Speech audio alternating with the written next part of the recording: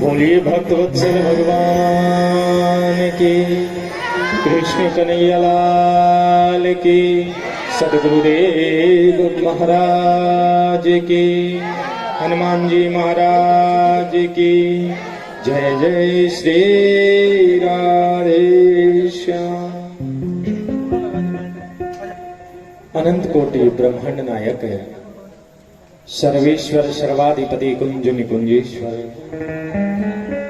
राधा रमण बाधाहरण चिदाधार निराकार निर्विकार, अकारण करुणा वरुणालय भक्त वांछा कल्पत्रु तनंदित भगवान श्री बालकृष्ण लाल,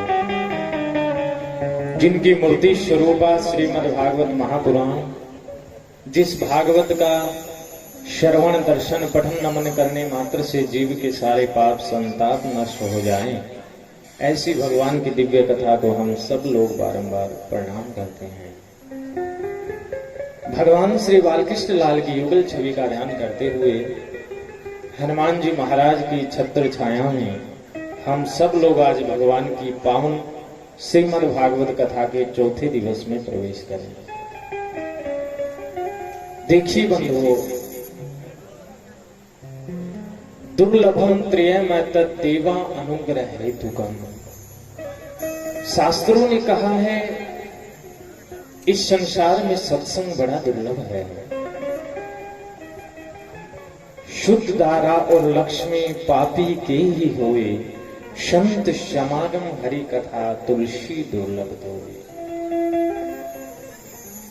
वैभव संपत्ति ये सराम शोहरत सब कुछ मिल सकता है महाराज,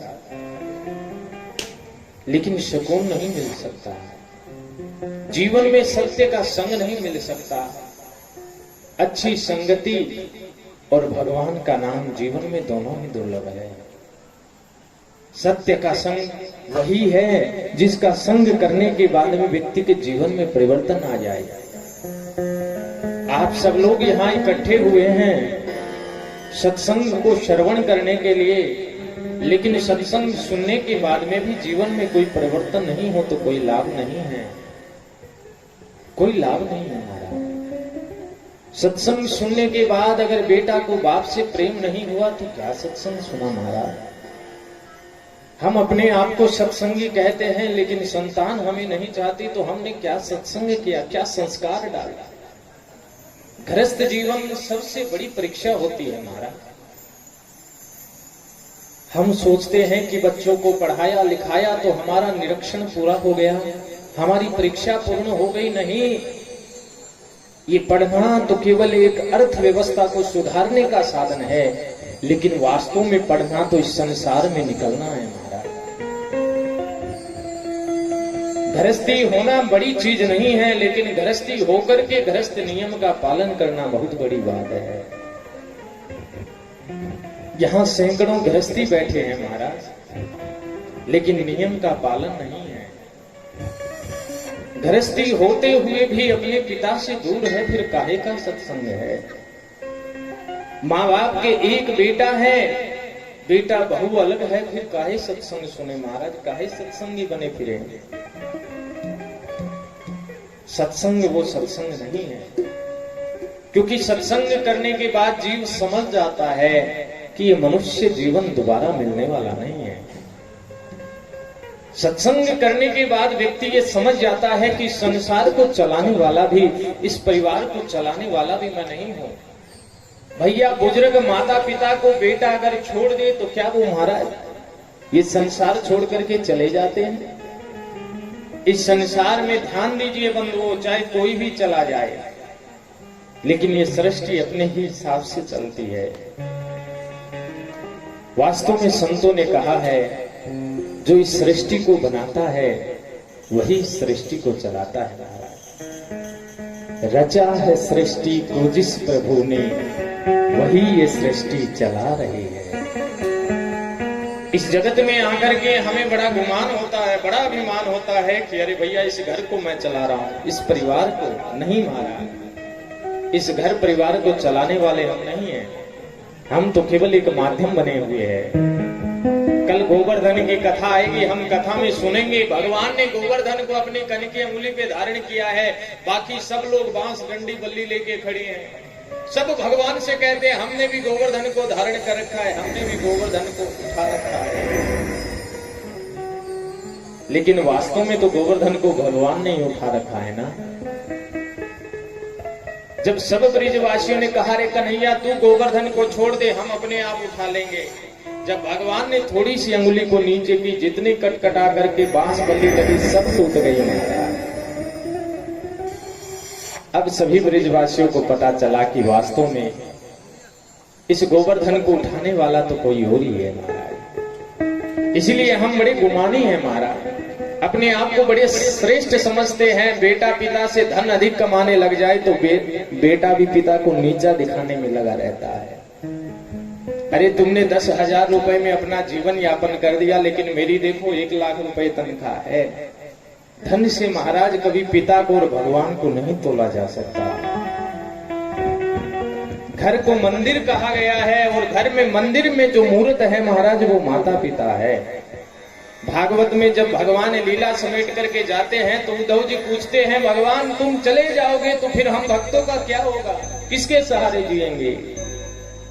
भगवान ने कहा, रे उद्धव हम कहां जा रहे हैं, हम जा नहीं रहे, हम कलयुग में फिर आएंगे।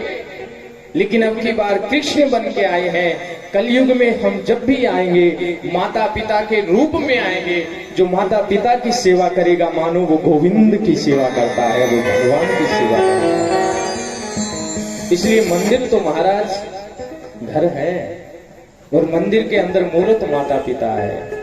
जिसका माता पिता से स्नेह नहीं मानो किसी से स्नेह नहीं। इसलिए अपने जीवन में कभी गुमान नहीं करना चाहिए। जो इस सृष्टि को रचता है वही सृष्टि को चलाता है। बड़ा सुंदर भाव है। आइए मेरे साथ मिलकर के इस भजन को समझने का प्रयास कीजिएगा। कवि ने बड़ी सुंदर रचना की है।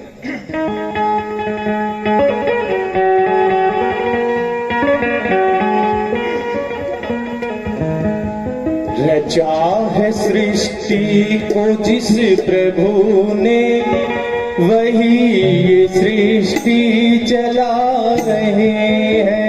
रचा है सृष्टि को जिस प्रभु ने, वही ये सृष्टि चला रहे हैं। रचा है सृष्टि वही ये सृष्टि चला रहे हैं। जो पेड़ हमने लगाया पहले, जो पेड़ हमने लगाया पहले, उसी का फल तो अब पा रहे हैं। रचा है सृष्टि को जिस प्रभु ने, वही ये सृष्टि चला रहे हैं। सृष्टि को जिस प्रभु ने, वही ये सृष्टि चला रहे हैं।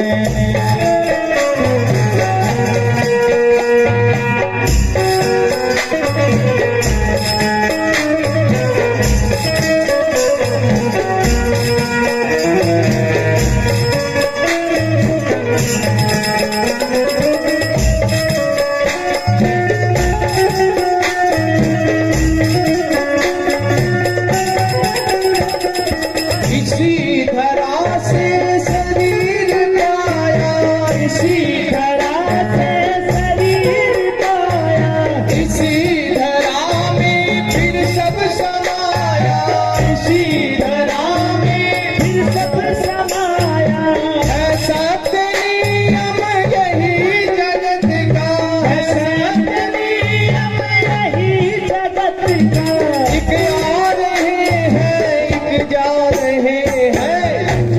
है सृष्टि को जिस प्रभु ने वही सृष्टि चला रहे हैं। रचा है सृष्टि को जिस प्रभु ने वही सृष्टि चला रहे हैं।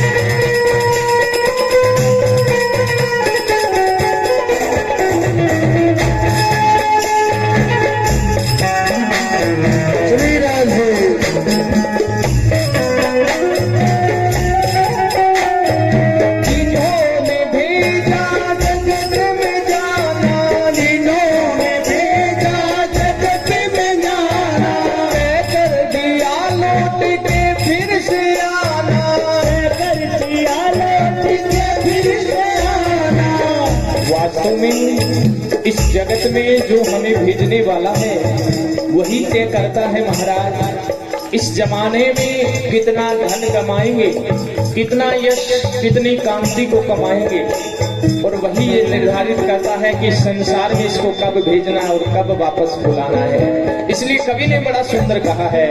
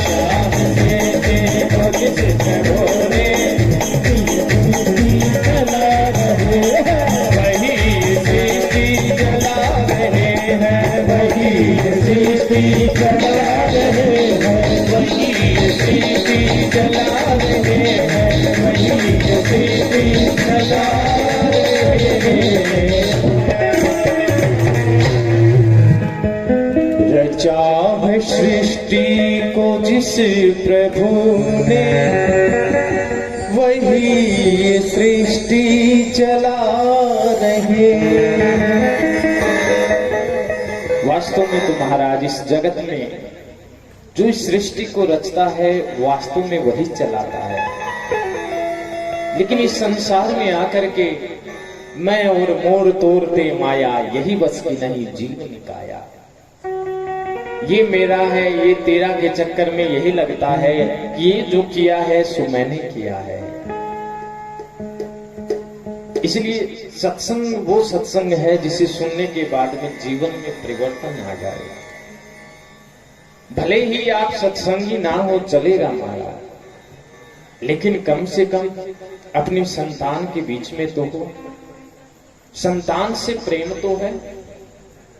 हम भगवान का आश्रय लेकर के जीते हैं लेकिन भगवान के मार्ग पर चलते नहीं हैं। इसलिए सत्संग में आए तो भगवान के मार्ग पर चलना सीखे। भगवान ने कभी मां जसोदा का पल्लू नहीं छोड़ा महाराज। भले ही भगवान का विवाह हो गया लेकिन मां देवकी का पल्लू नहीं छोड़ा। नंद बाबा का वसुदेव जी का कभी आश्रय नहीं छोड़ा। अपने भैया से कभी प्रीति का धागा नहीं तोड़ा। इसलिए सत्संग सुनना सहज है लेकिन सुनना बड़ा मुश्किल है। प्रातःकालीन में यही चर्चा चल रही थी। सुखदेव जी महाराज यही याद करा रहे थे। घर में पूजा करें, पाठ करें, अगर मन ना लगे तो सुखदेव जी महाराज ने 4 आसन बताए हैं। राजा परीक्षित को जब श्राप लगा, गंगा के तट पे आए, सुखदेव जी महाराज के चरणों में प्रणाम करके पूछा, मेरा समय निकट है लेकिन मेरा मन भगवान के चरणों में नहीं लगता है। देखिए बंधुओं, वैसे तो हम सब लोगों के पास में 7 ही दिन है। राजा परीक्षित को 7 दिन का श्राप लगा है, लेकिन वास्तव में तो हमारे पास में भी 7 ही दिन है। सोमवार, मंगल, बुध, बृहस्पति, शुक्र, शनि, रविवार। आप बताइए भला इन 7 दिन के अलावा अपने पास कोई दिन है? ये 7 दिन का बड़ा महत्व है महाराज। लेकिन गोस्वामी तुलसीदास जी महाराज ने कहा 7 दिवस में 3 नहीं, मंगल, बुध, एतवार। तुलसी जा संसार में देखो नयन पसार, 7 दिवस में 3 नहीं, मंगल, बुध और एतवार। किसी ने कहा तुलसीदास जी महाराज सब लोग कहते हैं 7 बार है लेकिन आप कहते हो कि 3 बार है ही नहीं, क्या मतलब हुआ? बोले भैया मंगल का मतलब होता है सुख। इस संसार में किसी को देखो कोई सुखी नहीं मिलेगा महाराज। देखने को तो बड़ा दिखेगा कि भैया ये बड़ा सुखी है, किसी से पूछो क्या हाल समाचार है, ठीक है, थोड़े समय बैठे हुए तो अपना सारा दुख सुनाने लग जाता है।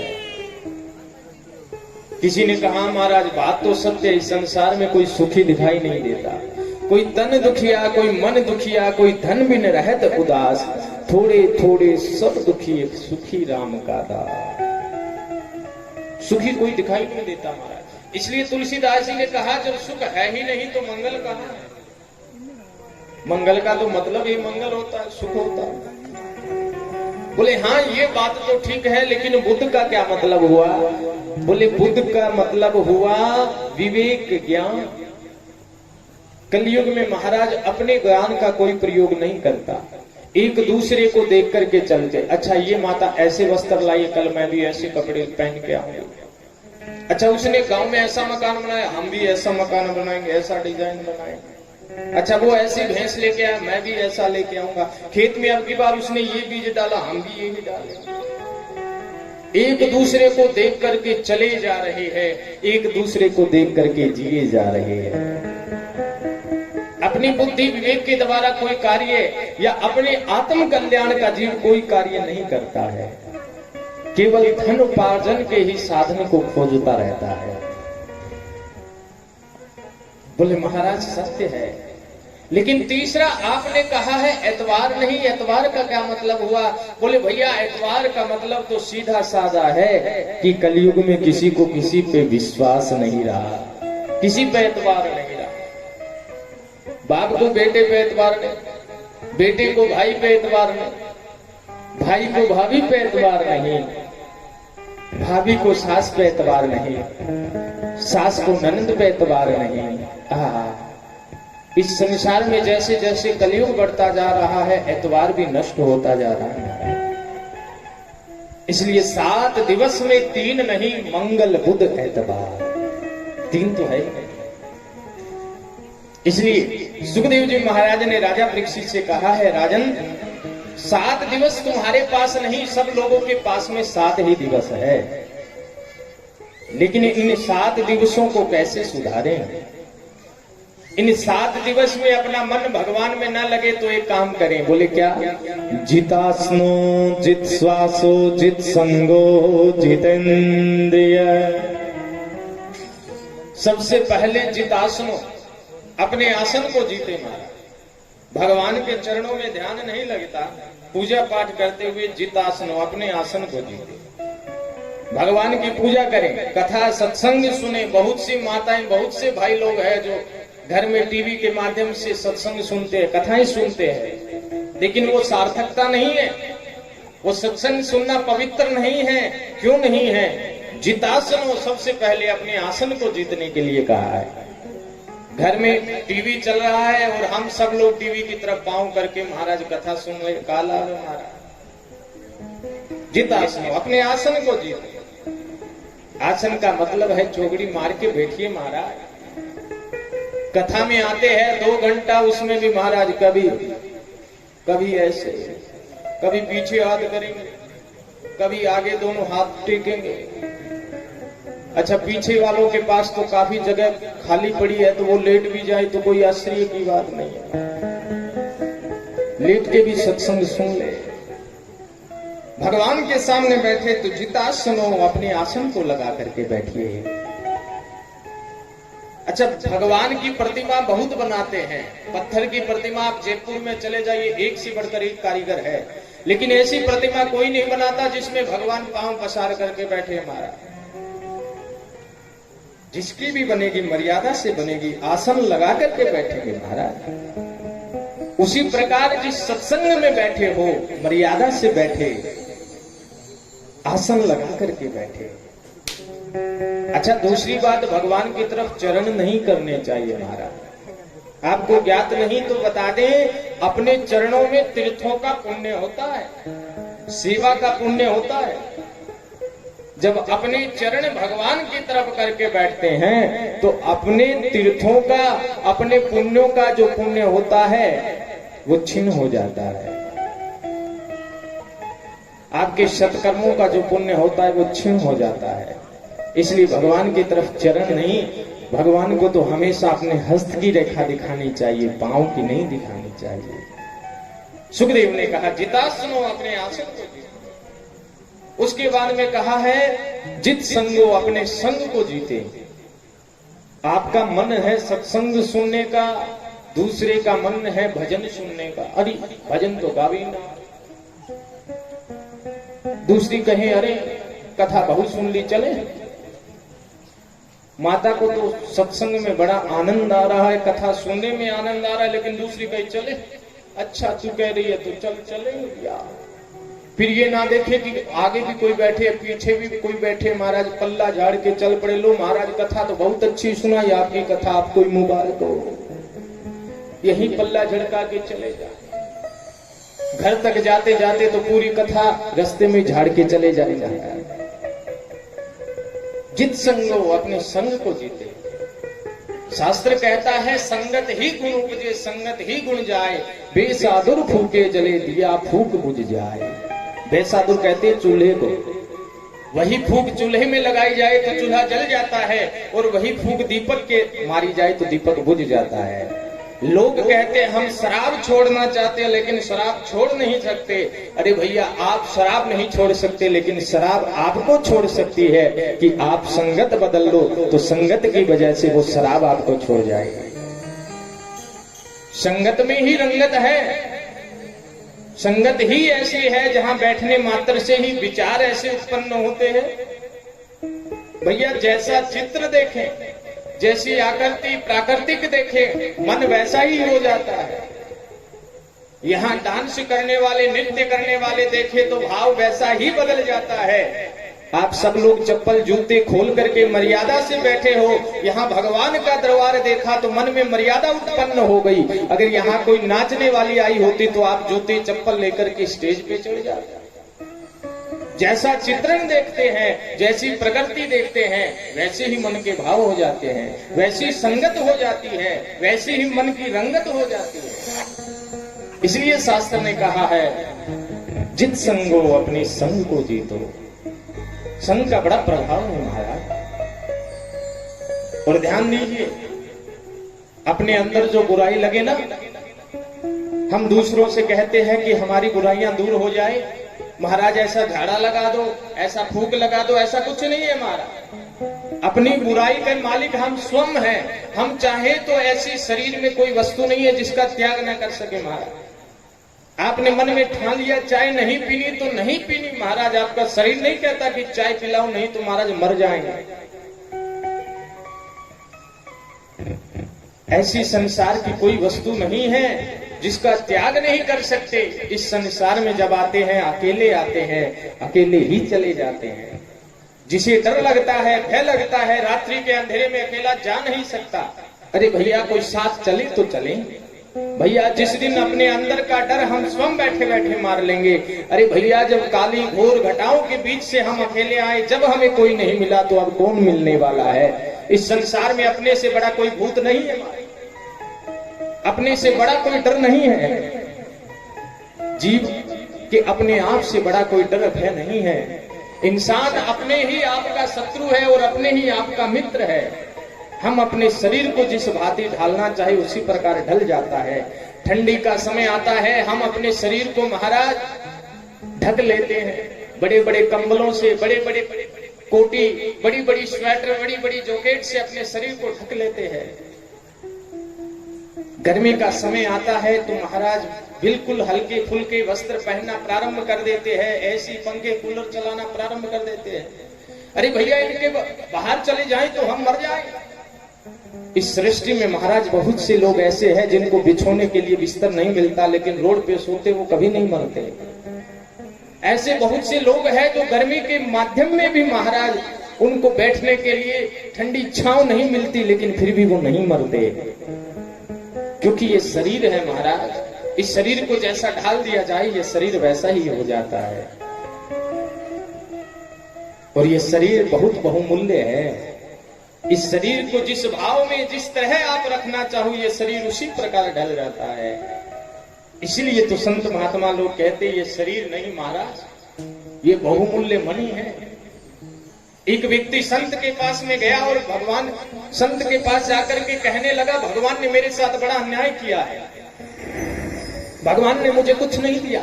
मेरे भाई को गाड़ी दी है, बंगला दिया, घर मकान दुकान परिवार सब कुछ दिया है, लेकिन भगवान ने मेरे साथ अन्याय किया, मुझे कुछ नहीं दिया। संत ने उसे अपने पास में बुलाया, अरे राम राम राम, भगवान ने तो तुम्हारे साथ बड़ा अन्याय किया, भगवान ने तुम्हें कुछ नहीं दिया, लेकिन तुम चिंता मत करो, मेरी शरण में आ गए हो, मैं तुम्हें जरूर कुछ न कुछ दे करके भेज दूंगा। संत ने कहा घबराओ मत, मेरा एक हाथ बड़ा कमजोर है, मैं इस हाथ से काम नहीं कर सकता। ऐसा करो कि तुम अपना हाथ मुझे दे दो, मैं तुम्हें 2 लाख रुपए दे दूंगा। उसने कहा अरे मेरा हाथ मैं कैसे दे दूं बाबा जी, मैं अपना हाथ नहीं दे सकता। महाराज ने कहा कि अरे हाथ नहीं दे सकता तो ऐसा कर, मेरी आंखों से मुझे कम दिखता है, अपनी दोनों आंखें दे दे, मैं तुम्हें 5 लाख रुपए दे दूंगा। उसने कहा अरे बाबा तुम पगला गए हो, अपनी आंखें कैसे दे दूंगा, आंखें दे दूंगा मैं देख कैसे पाऊंगा, मुझे 5 लाख रुपए की आवश्यकता नहीं है। महाराज ने कहा कि अरे मैं तो वयोवृद्ध हो गया, मुझसे चला नहीं जाता, घुटनों में दर्द रहता है, घुटनों के ग्रीस खत्म हो गए हैं, अपने दोनों पांव दे दो, मैं तुम्हें 10 लाख रुपए दे दूंगा। अब तो कहता है अरे बाबा मैं अपने पांव हाथ आंख नाक कान कुछ भी नहीं दे सकता। महाराज ने डांट करके कहा चल हट, अरे भगवान ने इतना बहुमूल्य शरीर दिया है जिसका कोई मोल नहीं, फिर भी उस परमात्मा से कहता है तुमने मुझे क्या दिया। वास्तव में जो परमात्मा हमें दे सकता है इस संसार में और कोई दे नहीं सकता है महाराज। इसलिए उनको खोसना नहीं चाहिए, उनका शुक्र गुजार करना चाहिए। भगवान ने 2 आंखें दी है, 2 कान दिए हैं, 2 हाथ दिए हैं, 2 पांव दिए हैं महाराज, और आप उनको गाली निकालते हो। जो मुंह आपका यहाँ पे दिया है भगवान माथे में दे देता, सबका मुख यहाँ होता तो कैसा लगता। ये कान भगवान ने यहाँ दिए, थोड़े और ऊपर दे देता तो कैसे लगते। ये ठोड़ी जो यहाँ दी है ये माथे के बीच में दे देते तो कैसे लगते। अरे इतना सुंदर रूप भगवान ने हमें बना करके भेजा है। ध्यान दीजिए, इस संसार में भगवान ने जो अपना रूप मनुष्य को दिया है ऐसा और किसी को नहीं दिया है महाराज। इसलिए मनुष्य को भगवान का शुक्रगुजार होना चाहिए। इसीलिए तो संतों ने कहा है, मनुष्य जन्म अनमोल रे, माटी में ना रोल रे, अब तो मिला है फिर ना मिलेगा, कभी नहीं कभी नहीं कभी नहीं रे। मनुष्य जन्म अनमोल रे, माटी में ना रोल रे, अब तो मिला है फिर ना मिलेगा, कभी नहीं कभी नहीं कभी नहीं रे। मनुष्य जन्म अनमोल रे, माटी में ना रोल रे, अब तो मिला है फिर ना मिलेगा, कभी नहीं कभी नहीं कभी नहीं रे। मनुष्य जन्म अनमोल रे, माटी में ना रोल रे, अब जो मिला है फिर ना मिलेगा, कभी नहीं कभी नहीं कभी नहीं रे। कभी नहीं कभी नहीं कभी नहीं रे। हरि बोल।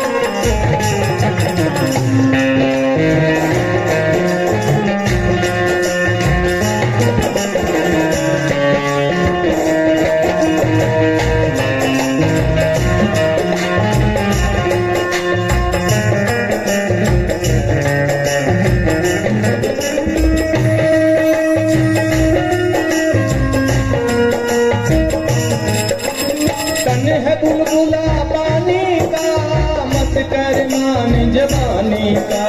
तू बुलबुला है पानी का, मत कर मान जवानी का, मत कर मान जवानी का, मत कर मान जवानी का।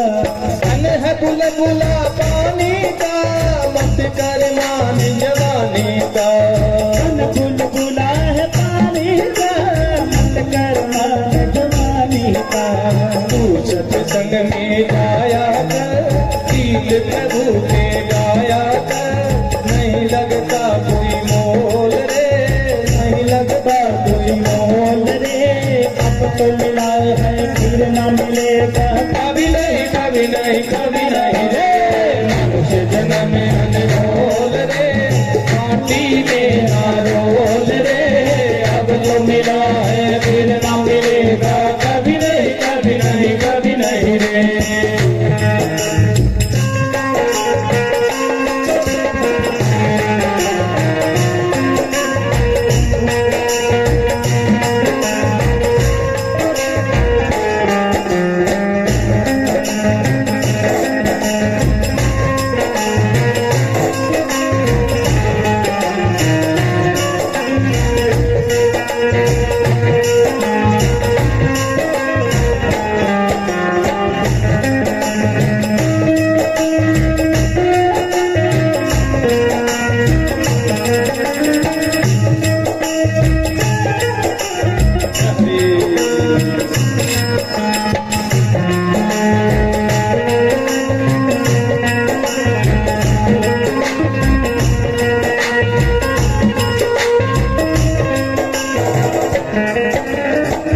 सत्संग में जाया कर, गीत प्रभु के गाया कर। तू सत्संग में जाया कर, गीत प्रभु के गाया कर। सांझ सवेरे बैठ के वंदे ध्यान हरि में लाया कर।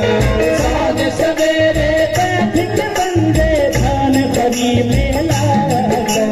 मिट्टी में ना घोल रे, अब तो मिला है फिर ना मिलेगा, कभी नहीं कभी नहीं कभी नहीं रे। मनुष्य जन्म अनमोल रे,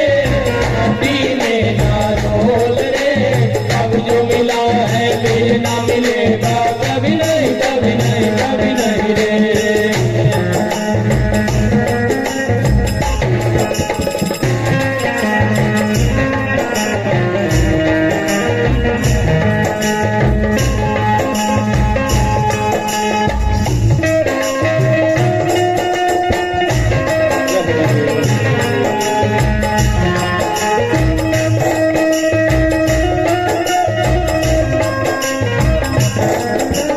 सतगुरु जी सिरमौर है, ज्ञान के भंडार है। सतगुरु जी सिरमौर है, ज्ञान के भंडार है। हरि सतगुरु जी सिरमौर है, ज्ञान के भंडार है। सतगुरु जी सिरमौर है, ज्ञान के भंडार है। उनकी शरण में आया कर नहीं लगता कोई मोल रे। अब जो मिला है फिर ना मिलेगा कभी नहीं, कभी नहीं, कभी नहीं। मनुष्य जन्म अनमोल रे, माटी में ना रोल रे। अब जो मिला है फिर ना मिलेगा कभी नहीं, कभी नहीं, कभी नहीं। मनुष्य जन्म अनमोल रे, माटी में ना रोल रे। अब जो मिला है फिर ना मिलेगा कभी नहीं, कभी नहीं, कभी नहीं। अब जो मिला है फिर ना मिलेगा कभी नहीं, कभी नहीं, कभी नहीं। बोलिए भक्त वत्सल भगवान की, कृष्ण कन्हैया लाल की।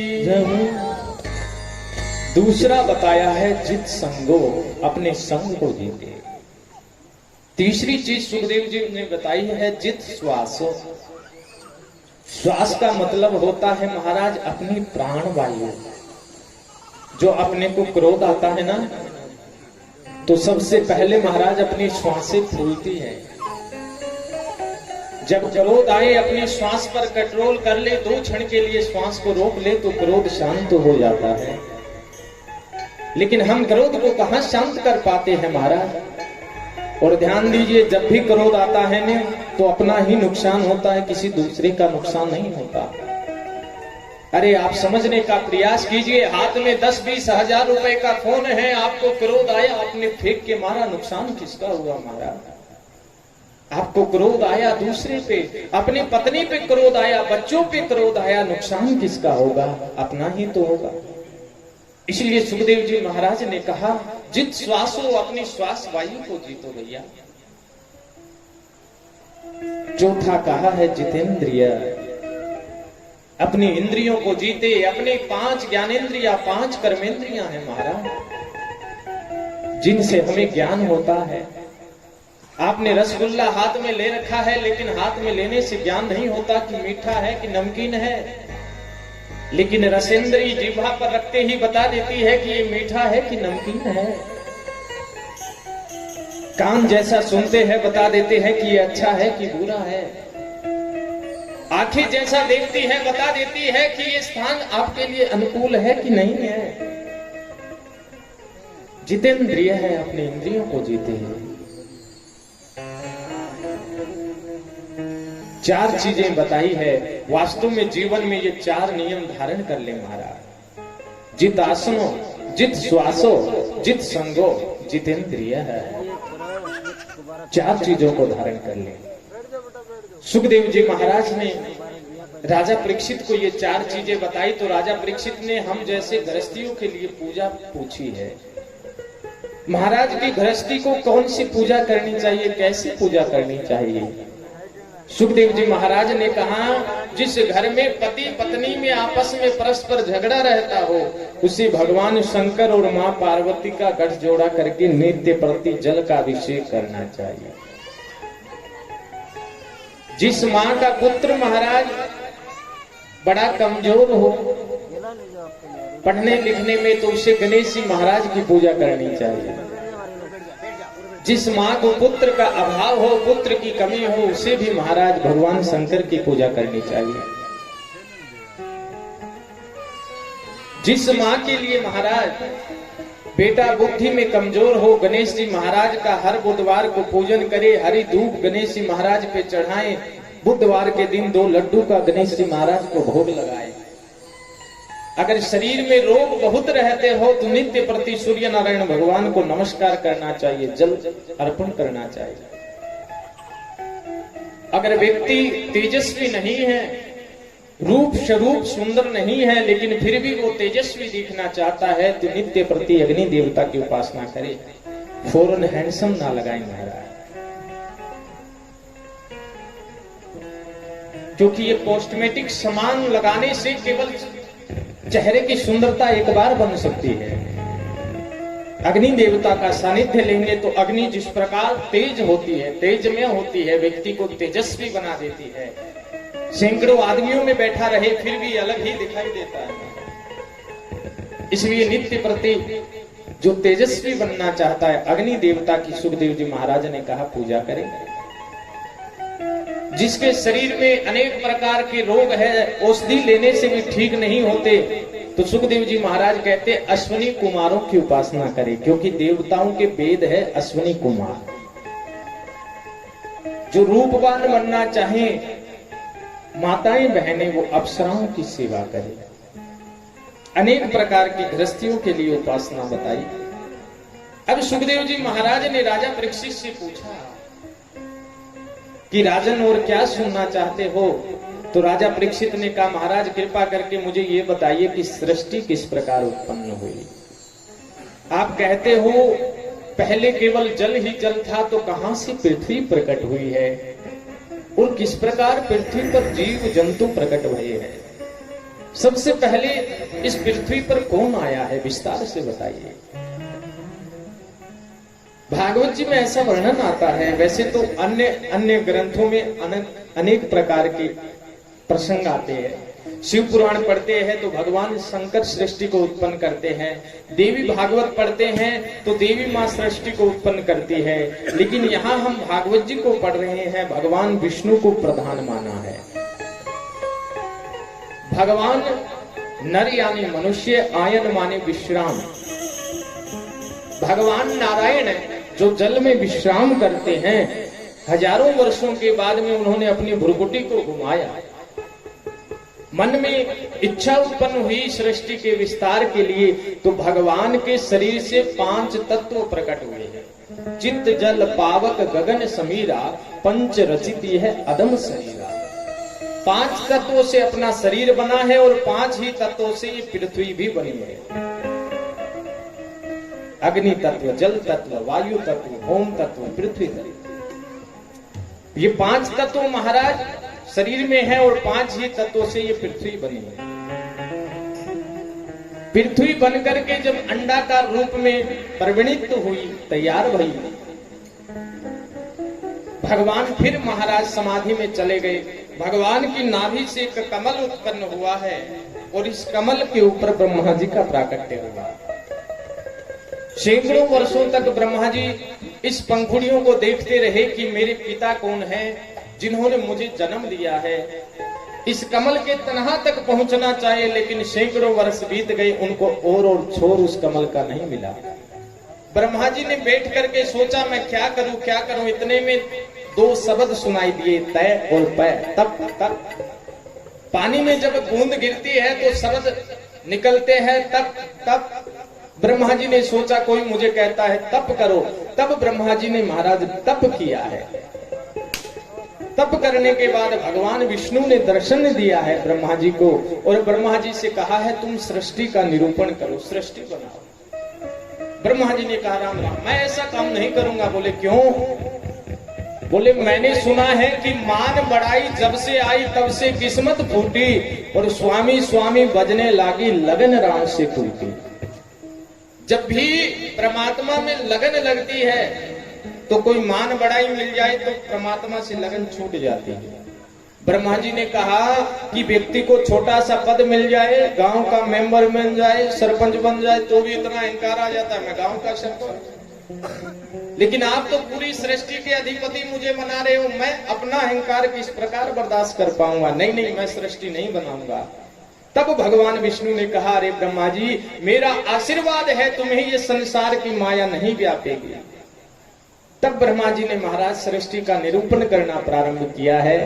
ब्रह्मा जी ने सबसे पहले 4 ऋषियों को प्रकट किया, सनक, सनंदन, सनातन और सनत कुमार। इन चारों भाइयों ने कहा कि हम सृष्टि नहीं बनाएंगे, हम तो भगवान का भजन करेंगे।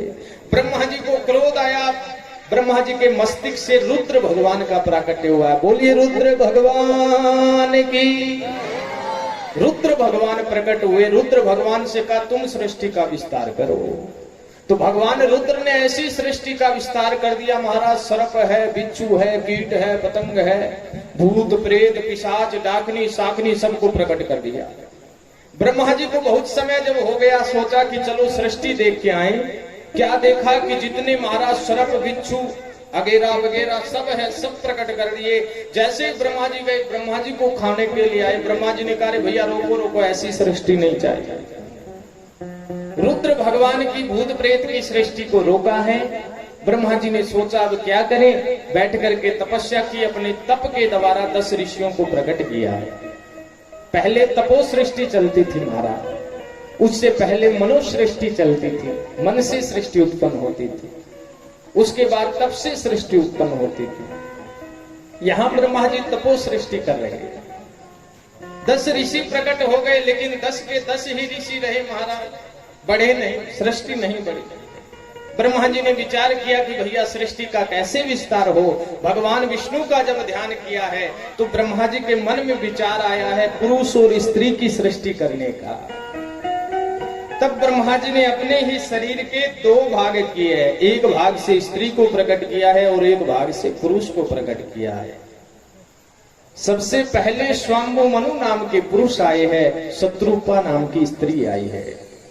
लेकिन ध्यान देना, ब्रह्मा जी ने अपने ही शरीर से स्त्री और पुरुष को प्रकट किया है। पुरुष के अंदर अगर सामर्थ्य ना हो, स्त्री तत्व अधिक हो, तो कभी भी महाराज पुरुष से पुत्र का जन्म नहीं हो सकता। पुरुष में पुरुष तत्व अधिक होता है, स्त्री तत्व नहीं होता, तो उसके अंश से बेटी उत्पन्न नहीं होती। हम देखते हैं किसी के बेटी बेटी होती है महाराज, पुत्र के लिए पुकार करते रहते हैं। ब्रह्मा जी ने स्वाम्भु मनु और शत्रुपा से कहा है आज से तुम पति पत्नी हो। यहां से महाराज मनो सृष्टि खत्म हो गई है, तपो सृष्टि खत्म हो गई है, यहां से मैथुन सृष्टि का शुभारंभ हुआ है। अब इनके महाराज 2 बेटा हुए हैं और 3 बेटी हुई। सबसे पहले स्वाम्भु मनु और शत्रुपा के 2 बेटा और 3 बेटी हुई। बेटा का नाम प्रियव्रत, उत्तानपाद और बेटी का नाम देहूति, आकुति, प्रसूति। 3 ये बेटियां हुई। इनके वंश का वर्णन आगे बहुत बड़ा चला है। इन्हीं के वंश में भगवान का प्रिय भक्त ध्रुव हुआ है। इसी वंश में आगे चल करके महाराज भक्त प्रहलाद हुआ है, जो राक्षसों की सृष्टि थे। हिरण्याक्ष नाम के जो राक्षस थे, उनके भाई हिरण्याकशिपु, उनके बेटा प्रहलाद हुए हैं। प्रहलाद के अहाद और बहुत सा आगे वंश चला है। लेकिन हमें भगवान कृष्ण की कथा तक पहुंचना है, इसलिए इनका विस्तार अधिक नहीं करेंगे। अष्टम स्कंद में हम प्रवेश करते हैं। अष्टम स्कंद में मनमंत्रों की कथा आती है, गज और ग्रहा की कथा आती है। एक हाथी था जिसमें 10,000 हाथियों का बल था। ये हाथी अपने आप को बड़ा अहंकारी समझता था कि मेरे जैसा बलवान इस जंगल में कोई नहीं है। एक दिन अपनी पत्नी बच्चों को लेकर के सरोवर में स्नान करने के लिए गया, लेकिन जैसे ही सरोवर में स्नान कर रहा था, इतने में ग्रहा ने आकर के पांव दबा लिया। एक ग्रह ने आकर के पांव दबा लिया। हाथी ने सोचा अरे ये जल का छोटा सा जीव है, मेरा क्या बिगाड़ पाएगा। हाथी मदमस्त होकर के अपने सूंड से कभी अपने बच्चों पे जल डाल रहा है, कभी अपनी पत्नी पे जल डाल रहा है। ये ग्रह महाराज धीरे धीरे हाथी को सरोवर के अंदर खींचने लगा। अब हाथी का बल जब कमजोर होने लगा तो हाथी अपने पत्नी बच्चों को गुहार करने लगा, मुझे बचाओ, मुझे बचाओ। पत्नी बच्चे अपने पिता को, अपने पति को सूंड से सूंड मिला करके बाहर खींचने का प्रयास करते हैं, लेकिन ग्रह के बल को पार न पायो। ग्रह के बल का पार नहीं पाया। ग्रह खींचता जा रहा है हाथी को, हाथी जल में डूबता जा रहा है। अब तो पत्नी बच्चे मानो हाथी को खींचने का प्रयास कर रहे हैं। जब हाथी नहीं निकल पाया तो बच्चे पिता का साथ छोड़ करके चल पड़े। ध्यान देना, ये हाथी कौन है? ये यही शरीर है महाराज। ये शरीर जब जवान होता है, पत्नी बच्चे सब बड़ा मान सम्मान करते हैं, लेकिन ये शरीर जब जर्जर हो जाता है तो बेटे महाराज धीरे धीरे पिता से दूर होने लग जाते हैं। पिता जब खांसने लग जाए, खाट को ले लेता है, तो चाहे बेटा हो चाहे बहू हो, यही दुआ करने लग जाते हैं कि हमारे पिता को भगवान जल्दी अपनी शरण में बुला ले। लेकिन भगवान इस जगत में पति पत्नी का ऐसा संबंध बनाता है, ऐसा जोड़ा बनाता है, चाहे कितना बड़ा से बड़ा दुख हो, बड़े से बड़ा सुख हो, हंसते हंसते बिता देते हैं महाराज। इसलिए शास्त्रों ने कहा है, भैया इस जगत में माँ बाप को चाहे और कुछ भी खुशी मत देना, लेकिन बुढ़ापे में आकर के अपने माँ बाप को अलग मत करना, क्योंकि सुख वो साथ में हंसते हंसते बिताते हैं। तो बुढ़ापा रूपी जो कष्ट है उसको भी महाराज पति पत्नी दोनों साथ रहे तो हंसते हंसते गुजार देते हैं। बच्चों ने साथ छोड़ दिया, हथनी अकेली सूंड से सूंड मिलाकर के अपने पति को बाहर निकालने का प्रयास कर रही है, लेकिन ग्राह के बल को पार न पायो, हथनी अकेली बिचारी हाथी को बचा नहीं पा रही है, अथक प्रयास कर रही है। अंत में हथनी भी महाराज हाथी का साथ छोड़ करके चल पड़ती है। अब तो हाथी की आंखों में आंसू आ गए। हाथी मानो प्रभु को याद करता है और कहता है, आराम के साथी क्या क्या थे, जब वक्त पड़ा तब कोई नहीं, ये परिवार है सब अपने मतलब का, दुनिया में किसी का कोई नहीं। ये परिवार तो सब अपने मतलब का है महाराज। प्रभु जीवन बीत गया इस परिवार को अपना अपना करते करते, लेकिन आज अंतिम समय में जब मुसीबत का समय आया तो साथ देने के लिए कोई नहीं आया। अंतिम समय में हाथी प्रभु को याद करता है, उस सरोवर से कमल का फूल अपने सूंड से तोड़ता है, भगवान को अर्पित करते हुए भगवान से यही अर्ज करता है, यही पुकार करता है। हम सब लोग भी महाराज इस भव सागर में डूबे हुए हैं, इसलिए हम सब लोग भी भगवान से यही अर्ज करते हैं। एक बार दोनों हाथ उठा करके भगवान से यही कहना है, क्या? पकड़ लो हाथ बनवारी, नहीं तो डूब जाएंगे। पकड़ लो हाथ बनवारी, नहीं तो डूब जाएंगे। पकड़ लो हाथ बनवारी, नहीं तो डूब जाएंगे। पकड़ लो हाथ बनवारी, नहीं तो डूब जाएंगे। हमारा कुछ न बिगड़ेगा, तुम्हारी लाज जाएगी। हमारा कुछ न बिगड़ेगा, तुम्हारी लाज जाएगी।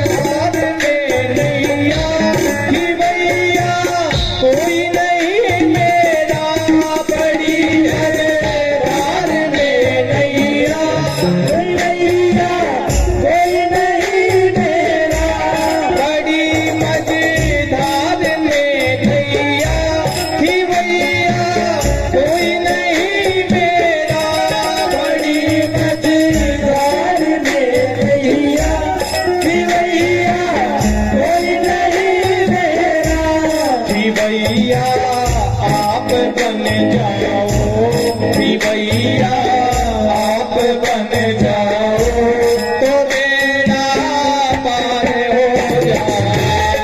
भैया आप बन जाओ तो बेड़ा पार हो जाए। पकड़ लो हाथ बनवारी, नहीं तो डूब जाएंगे। पकड़ लो हाथ बनवारी, नहीं तो डूब जाएंगे।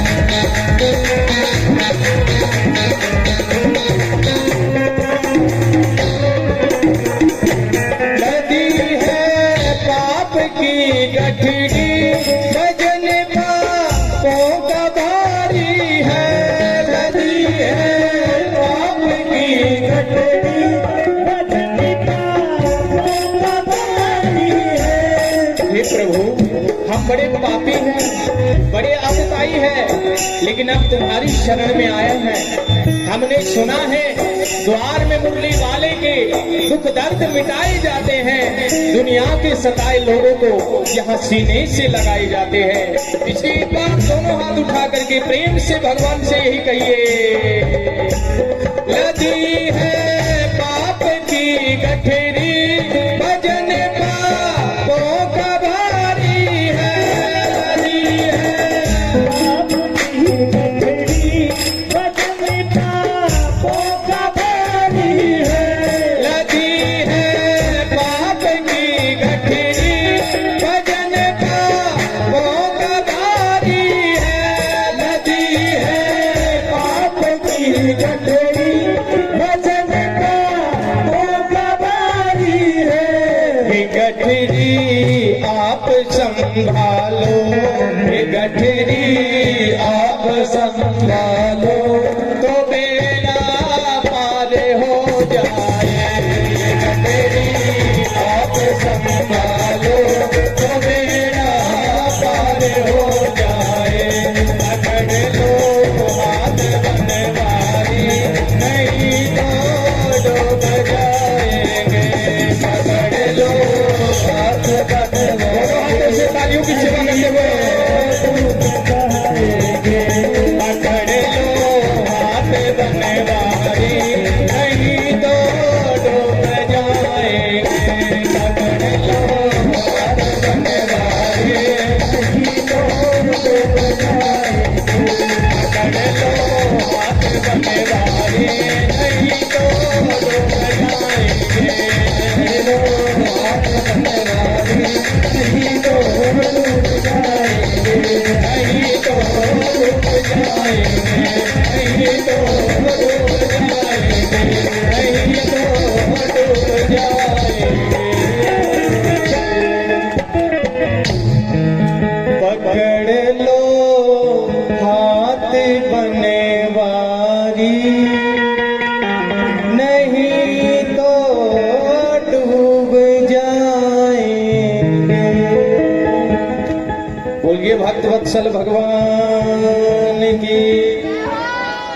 आज हाथी ने मानो प्रभु को याद किया है, जैसे ही गजेंद्र ने महाराज मानो प्रभु को याद किया, भगवान वैकुंठ में बैठे बैठे अपना भोजन त्याग करके तुरंत दौड़े दौड़े आए हैं। गरुड़ पर आरूढ़ होकर के आए, जैसे ही महाराज मानो आज निकट आए हैं हाथी के, तुरंत हाथी डूबने ही वाला था, भगवान ने शूल पकड़ करके बाहर की ओर खींचा है। ग्रह साथ में आया, भगवान ने सुदर्शन चक्कर के द्वारा ग्रह का उद्धार किया है, गजेंद्र को मोक्ष दिया है। भागवत में इसे गजेंद्र मोक्ष प्रसंग कहते हैं। सुखदेव जी महाराज बड़ा सुंदर वर्णन कर रहे थे। राजा परीक्षित से कहा, राजन अब मैं तुम्हें राम जी के जन्म की पावन कथा श्रवण कराता हूँ संक्षेप में, उसके बाद भगवान कृष्ण के जन्म की कथा श्रवण कराऊंगा। यहाँ सुखदेव जी महाराज सूर्य वंश का वर्णन कर रहे हैं। महाराज सबसे पहले सूर्य वंश में भगवान ब्रह्मा के बेटा कश्यप के बेटे मनु और मनु महाराज के साक्षात सूर्य नारायण भगवान हुए, जिनसे सूर्य वंश चला है। सुखदेव जी महाराज कहते हैं, राजन इसी सूर्य वंश में राम जी का जन्म हुआ। राम जी के अनेक पूर्वज हुए हैं। सूर्य वंश में जो भी हुए उनके संतान की बड़ी समस्या रही है। राजा रघु हुए, उनको भी संतान यज्ञ करने से प्राप्त हुई। रघु महाराज के बाद अज हुए हैं, उनको भी हवन करने के बाद यज्ञ करने के बाद संतान प्राप्त हुई। उसके बाद राजा दक्ष हुए हैं, उनके बाद में राजा दशरथ जी महाराज हुए हैं। दशरथ जी महाराज को भी महाराज संतान नहीं हुई, चौथापन आ गया, 3 विवाह कर लिए दशरथ जी महाराज ने, लेकिन संतान का सुख नहीं मिला। दशरथ जी महाराज गुरु वशिष्ठ के पास में गए हैं, जाकर के गुरु महाराज से प्रार्थना की है, एक बार भूपति मन माही भय गिलान मोरे सुत माही। गुरु महाराज से जाकर के कहा, गुरु महाराज चौथापन आ गया लेकिन एक भी संतान नहीं है। गुरु वशिष्ठ ने कहा, चिंता मत करो, चौथापन आ गया तो तुम्हारे घर में 1 नहीं 2 नहीं 3 नहीं 4 संतानें होगी। दशरथ जी महाराज ने कहा, शरीर वयोवृद्ध हो गया, कैसे संतान होगी? बोले, पुत्र कामेष्टि यज्ञ। श्रृंगी ऋषि को वशिष्ठ बुलाया, पुत्र कामेष्टि यज्ञ कराया। श्रृंगी ऋषि को बुलाया है, पुत्र कामेष्टि यज्ञ कराया है। यज्ञ जैसे ही संपन्न हुआ, साक्षात यज्ञ पुरुष नारायण भगवान हाथ में खीर का प्रसाद लेकर के प्रकट हो गए। दशरथ जी महाराज ने वो प्रसाद वितरण किया है, तीनों पत्नियों को दिया है। यथावंत समय आने पर महाराज, आज दशरथ जी महाराज के घर में 1 नहीं 2 नहीं 3 नहीं 4 बधाइयां एक साथ में बज रही है। बोलिए राजा रामचंद्र भगवान की जय हो। आज दशरथ जी के घर में 1 नहीं 2 नहीं 3 नहीं 4 बधाइयां एक साथ में बज रही है। सभी लोग महाराज बड़े प्रसन्न हो रहे हैं। आइए 2 क्षण के लिए हम भी सब लोग मिलकर के चलें। सभी देवता लोग भगवान की प्रार्थना कर रहे हैं, हम भी भगवान से प्रार्थना करें। भय प्रकट कृपाला दीन दयाला। आइए सभी देवता लोग गा रहे हैं, हम भी राम जी की शरण में बैठे हैं और हनुमान जी की शरण में बैठे हैं। राम जी तभी प्रसन्न होते हैं जब हनुमान जी प्रसन्न रहते हैं, और हनुमान जी उसी समय प्रसन्न होते हैं जब राम का गुणगान गाया जाता है। आइए 2 क्षण के लिए बड़े भाव प्रेम से ओ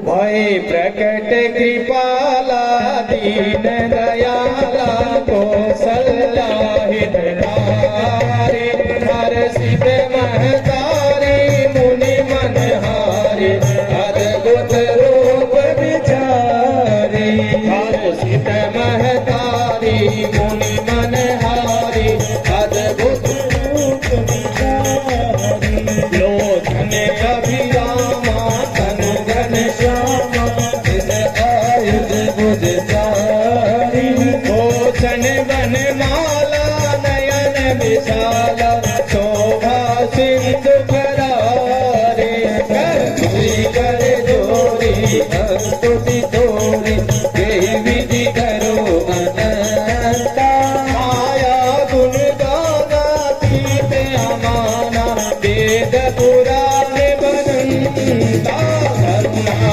सुख सागर सब गुण आगर देगा वही सुख संता तो मम हित ला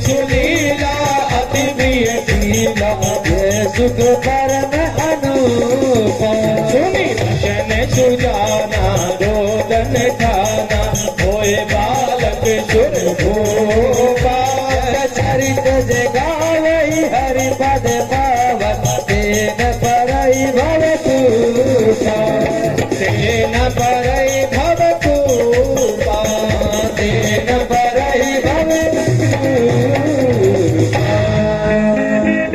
बोलिए बाल कृष्णलाल भगवान की जय हो राजा रामचंद्र भगवान की जय हो। देवता लोग आ रहे हैं महाराज, सभी लोग मिलकर के भगवान के जन्म उत्सव की खुशियां मना रहे हैं। अयोध्या में महाराज दशरथ जी महाराज की अंगना में सभी देवता लोग आए हैं। इधर अयोध्या वासियों को पता चला कि राम जी आए हैं, दशरथ जी आए हैं, भगवान भरत आए हैं, लक्ष्मण शत्रुघ्न सब महाराज चारों भैया मिलकर के एक साथ में आए हैं। तो सभी नगरवासी महाराज बधाई लेने के लिए आ रहे हैं। भैया दशरथ जी के अंगना में जब राम जी आए तो सारे अयोध्या वासी झूम करके बधाइयां लूट रहे हैं। आइए 2 क्षण के लिए हम भी अयोध्या चले, उसके बाद में मथुरा चलेंगे जहां भगवान का कृष्ण जन्म उत्सव बनाया गया। सभी लोग बड़े भाव और प्रेम के साथ हमारे साथ में मिलके गाएंगे। जैसे अपने घर में लल्ला की खुशी होती है उसी भाव से महाराज हम भी ऐसा मन में आनंद करें कि आज साक्षात रघुनंदन जी महाराज हमारे अंगना में आ रहे हैं। बोलिए राजा रामचंद्र भगवान की जय हो। जन्मे है चारों भैया अवध में बाजे बधैया, प्रगटे हैं चारों भैया प्रगटे हैं चारों भैया अवध में बाजे बधैया, प्रगटे हैं चारों भैया अवध में बाजे बधैया बाजे बधैया रे बाजे बधैया बाजे बधैया रे बाजे बधैया बाजे बधैया रे बाजे